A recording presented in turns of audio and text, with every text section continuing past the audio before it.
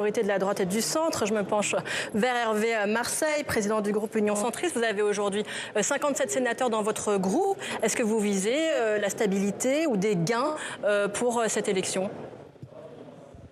Quand on se présente à des élections, en général, on espère toujours avoir plus. Oui. Mais alors, à cette heure-ci, qu'est-ce que vous espérez alors ? Parce que se présenter pour chercher à en avoir moins... Ça, on est bien d'accord.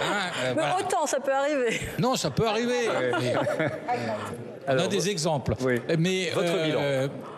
À cette heure-ci, moi, je suis très satisfait des résultats. D'abord parce que on sait depuis les dernières élections municipales qu'en termes de projection, on pouvait imaginer une forme de stabilité, comme vient de le dire Bruno Retailleau.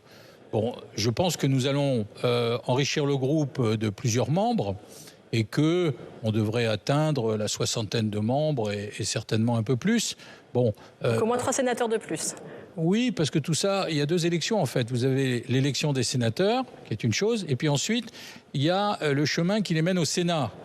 Et sur le chemin qui les mène au Sénat, il y a toutes sortes de tentations, vous voyez, et on les emmène dans des boutiques ici ou là pour leur prédire un avenir radieux en fonction des choix qu'ils vont faire. On peut les emmener dans la boutique Horizon, on peut aller dans la boutique Union Centriste, dans la boutique RDSE. Voilà.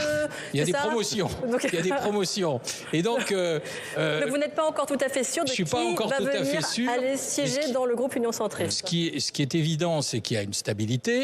Et que, à l'évidence, on va gagner quelques sièges, qui va effectivement asseoir davantage encore la majorité au Sénat et qui va aussi enrichir la diversité, parce que les sénateurs qui sont élus sont pas uniformes.